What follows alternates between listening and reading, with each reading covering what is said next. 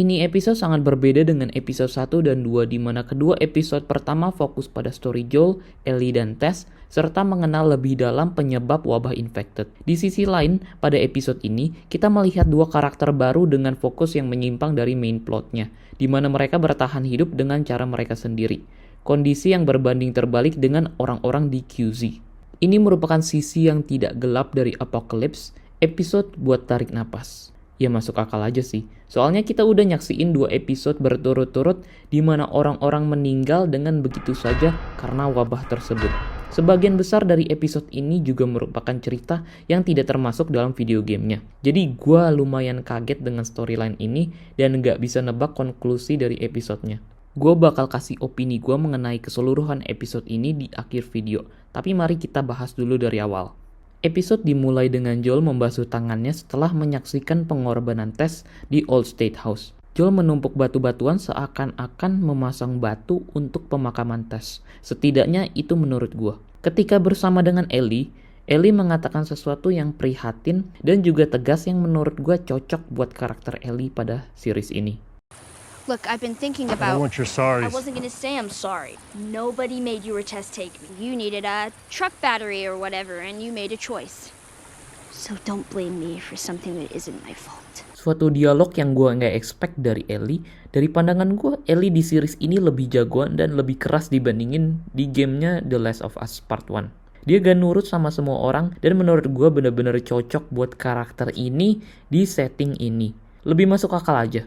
Dia gak punya figur orang tua dan lahir di kondisi pemerintah dapat bunuh siapapun dalam sekejap mata.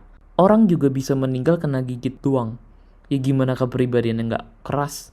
Jujur pas awal, gue ngira casting Bella Ramsey sebagai Ellie agak sedikit miscast. Karena Bella Ramsey di GOT meranin karakter yang selalu tegas dan selalu kuat. Sedangkan Ellie di gamenya merupakan karakter yang sebenarnya baik, tapi ada sisi di mana dia bisa keras pada saat tertentu doang. Tapi setelah nonton klip tersebut dan keseluruhan episode ini, gue udah ngerasa udah perfect sih ini castingnya. Ini karakter di setting ini lebih cocok kalau dibikin lebih mirip seperti Lyanna Mormont. Selanjutnya Joel dan Ellie mencapai suatu toko runtuh untuk tempat menyimpan suplai yang sudah disiapkan Joel dan Tess sejak dahulu, sehingga mempermudah jika suatu saat mereka butuh suplai tambahan seperti kondisi saat ini. Kemudian Ellie menjelajah bawah bangunan tersebut di mana ia bertemu dengan suatu infected yang terjepit oleh runtuhan batu. Di sini kita melihat Ellie berusaha membiasakan dirinya dengan membunuh suatu infected. Bahkan ketika infected tersebut tidak bisa kemanapun. Atau dari sudut pandang yang berbeda, di scene tersebut, Ellie justru membunuh secara belas kasihan terhadap infected seperti membunuh binatang yang terkilir dan menderita. Kemudian pada perjalanan, Joel menceritakan Ellie mengenai teorinya mengapa tiba-tiba ada orang pertama yang bisa menjadi infected. Dia sebut kalau Cordyceps bermutasi di beberapa bahan makanan seperti tepung yang kemudian tersebar ke seluruh dunia. Sehingga setiap orang yang memakan cukup banyak makanan yang mengandung jamur tersebut dapat berubah. Ini merupakan eksplanasi kelanjutan dari asal-usul wabah yang sudah kita dapat juga dari kedua episode pertama. Semua ini merupakan potongan puzzle sehingga kita lebih mengenal dunia Last of Us. Selama perjalanan, Joel juga menyebut tujuan perjalanan mereka adalah untuk memampiri teman lamanya, Bill dan Frank.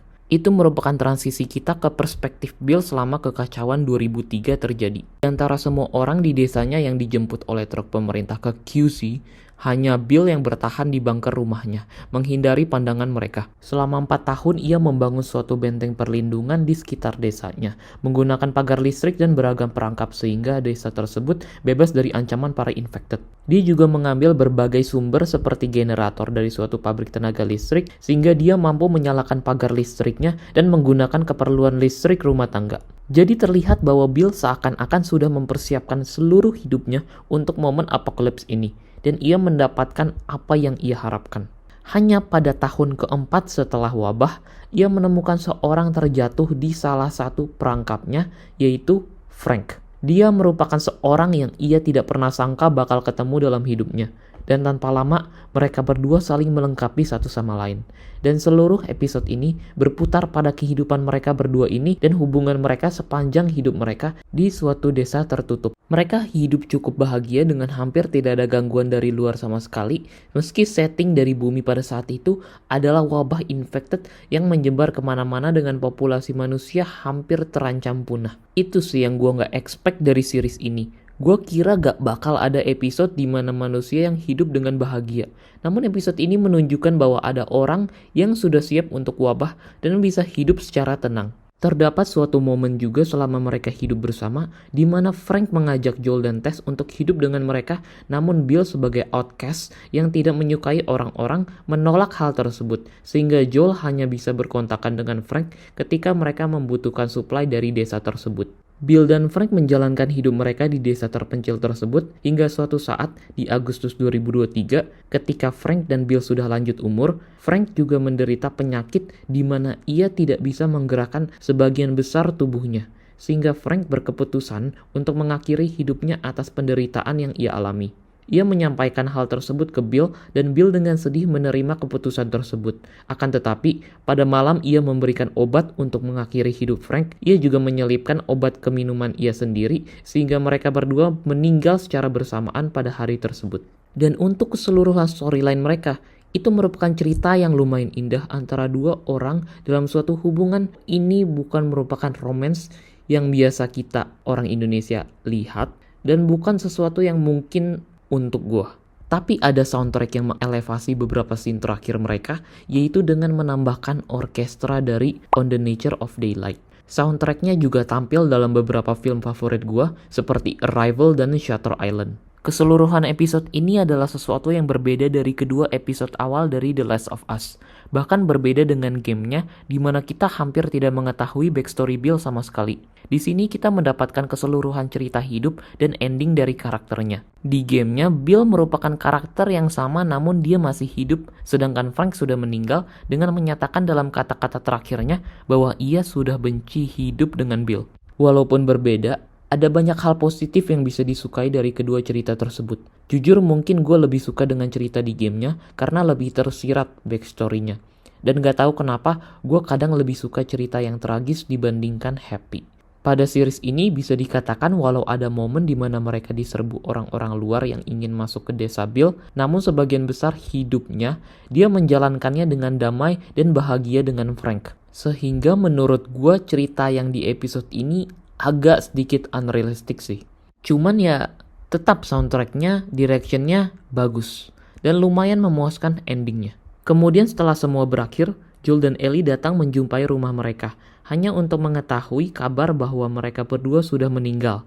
Namun semua suplai dalam desa tersebut diserahkan kepada Joel untuk digunakan semaunya sebagai satu-satunya orang yang Bill percaya. Salah satu hal yang ia serahkan adalah truknya. Dan sekarang Joel berencana untuk menemukan Tommy supaya Tommy bisa mengarahkan mereka untuk menemukan Fireflies lainnya. Sehingga misi pengiriman Ellie bisa selesai sebagai permintaan terakhir dari Tess. Ini merupakan episode yang sulit untuk dibandingkan dengan episode-episode sebelumnya karena sangat berbeda. Namun gue rasa ini merupakan permulaan yang baik untuk episode-episode yang akan mendatang. Artinya bakal banyak hal baru dan berbeda yang tidak ada di gamenya.